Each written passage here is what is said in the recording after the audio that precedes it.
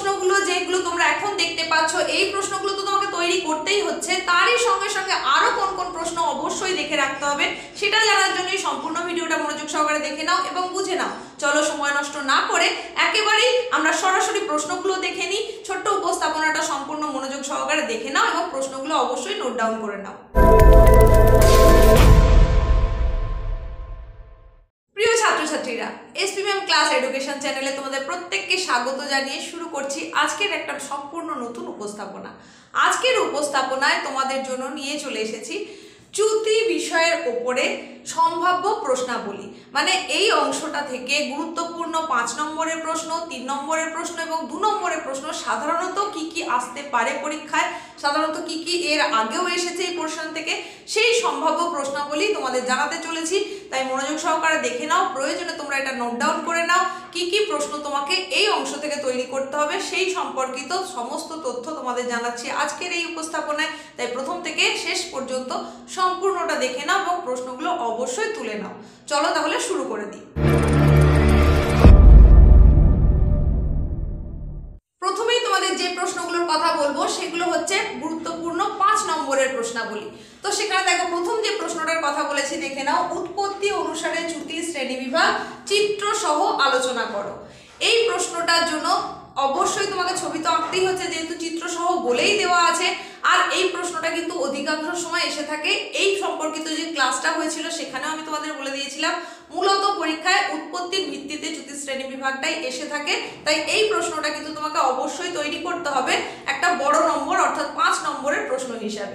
Next যে প্রশ্নটা 5 নম্বরের জন্য এই অংশ থেকে তোমাকে করতেই হবে সেটা হচ্ছে চিত্র সহ চ্যুতির গাঠনিক উপাদানগুলি ব্যাখ্যা করো। সম্পূর্ণ আলাদাভাবে একটা ক্লাস তোমাদের এটার উপরে করে দেওয়া আছে। আর এই গাঠনিক উপাদান এটা কিন্তু তোমাকে পড়তেই হবে। এখান থেকে যদি 5 নম্বরের প্রশ্ন নাও এসে থাকে, অনেক সময় 2 নম্বরের ছোট ছোট প্রশ্ন কিন্তু এই পোর্শন থেকে আসতে পারে। এই প্রশ্নের উত্তরটা করলে খুব সহজেই তুমি সেই উত্তরটা লিখে নিতে পারবে। সুতরাং এটাও মোস্ট ইম্পর্টেন্ট একটা প্রশ্ন, অবশ্যই তোমাকে দেখে রাখতে হবে। দেখে নাও পরের প্রশ্ন। এই যে প্রশ্নটা এখন দেখছো, চ্যুতির ফলে সৃষ্ট প্রধান ভূমিরূপগুলি চিত্র সহ বিবৃত করো। এটাও একটা গুরুত্বপূর্ণ প্রশ্ন, অবশ্যই তোমাকে দেখে রাখতে হবে। চিত্র সহ বলাই আছে যখন, তখন অবশ্যই তোমাকে কিন্তু সেটা ছবিটা আঁকতেই হবে। আর দেখো সৃষ্ট প্রধান ভূমিরূপ মানে বুঝতেই পারছো এখানে তোমাকে কোন কোনগুলো লিখতে হবে, স্তূপ, পর্বত, প্রস্থ, উপত্যকা, আরো যে সমস্ত ভূমিরূপগুলো রয়েছে সেই সম্পর্কে এখানে বিবরণ দিতে হবে ছবি সহকারে। এর পরবর্তী যে প্রশ্নটার কথা বলবো 5 নম্বরের জন্য সেটা হচ্ছে চ্যুতি সৃষ্টির প্রক্রিয়াগুলি উল্লেখ করো। এই প্রশ্নটাও কিন্তু তোমাদেরকে আলাদাভাবেই করা আছে, চ্যানেলে আগে থেকে আপলোড হয়ে আছে, তোমরা অবশ্যই দেখে নিতে পারো। তো গুরুত্বপূর্ণ 5 নম্বরের প্রশ্ন হিসেবে তোমরা এই প্রশ্নগুলো যদি দেখে রাখো তাহলে কিন্তু অনেক ছোট প্রশ্নের উত্তরও এর মধ্যে থেকেই তুমি পেয়ে যাবে। তাহলে 5 নম্বরের সম্ভাব্য প্রশ্নাবলী যেটা চ্যুতি পোর্শন থেকে সাধারণত এসে থাকে সেই প্রশ্নগুলো তোমাদের জানিয়ে দিলাম। এখন তোমাদের জানিয়ে দেব গুরুত্বপূর্ণ 3 নম্বরের প্রশ্ন যেটা এই অংশ থেকে আসার সম্ভাবনা থাকে। তবে তার আগে বলি, তুমি যদি এসপি ম্যাম ক্লাস এডুকেশন চ্যানেলে প্রথম এসে থাকো তাহলে অবশ্যই এখনই চ্যানেলটাকে সাবস্ক্রাইব করো আর পাশে থাকা নোটিফিকেশন বেল আইকনটাকে অল করতে কিন্তু একেবারেই ভুললে চলবে না।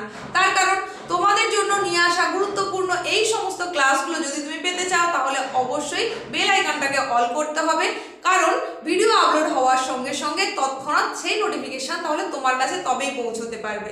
সুতরাং চ্যানেলটাকে সাবস্ক্রাইব করো আর পাশে থাকা বেল আইকনটাকে অবশ্যই অল করে দাও। দেখে নাও পরবর্তী গুরুত্বপূর্ণ সম্ভাব্য 3 নম্বরের প্রশ্নাবলী।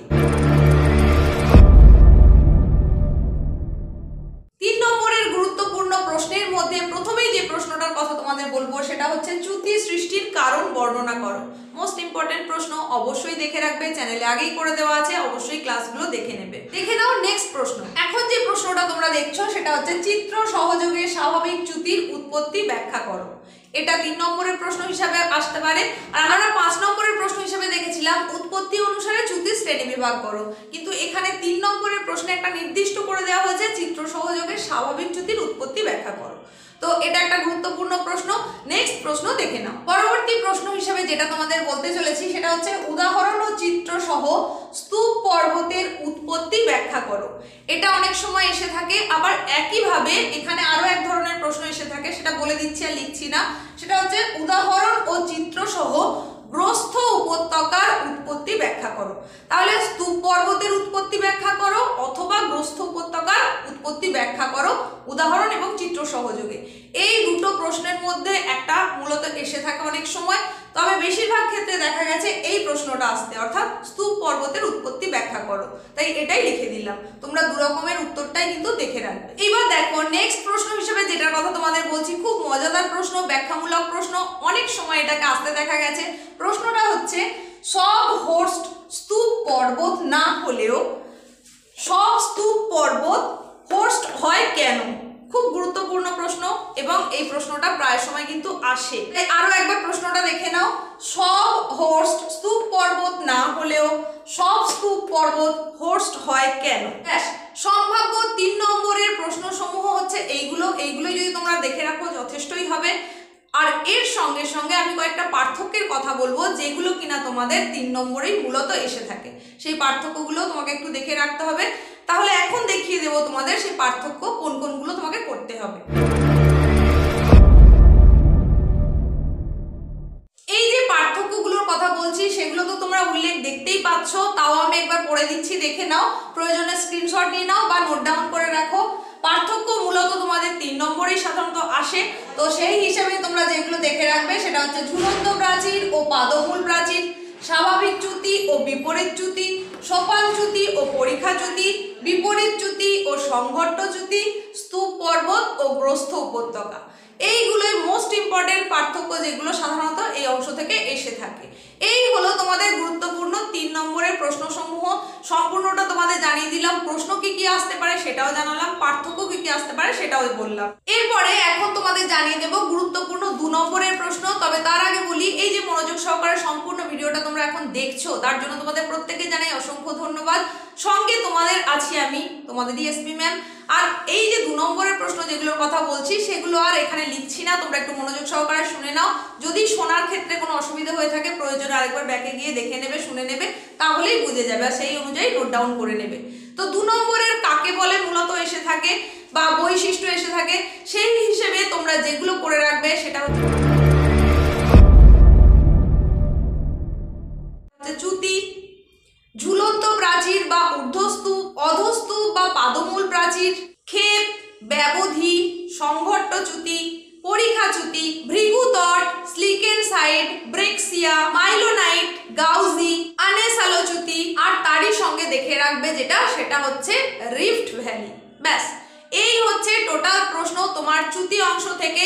সেখানকার গুরুত্বপূর্ণ 5 নম্বরে, 3 নম্বরে, 2 নম্বরের সমস্ত প্রশ্ন বললাম। এই প্রশ্নগুলোই তোমরা যদি এখান থেকে করো অবশ্যই কমন পাবে। আজকের মতো এখানেই শেষ করছি, পরবর্তী নতুন কিছুর সঙ্গে খুব তাড়াতাড়ি দেখা হচ্ছে।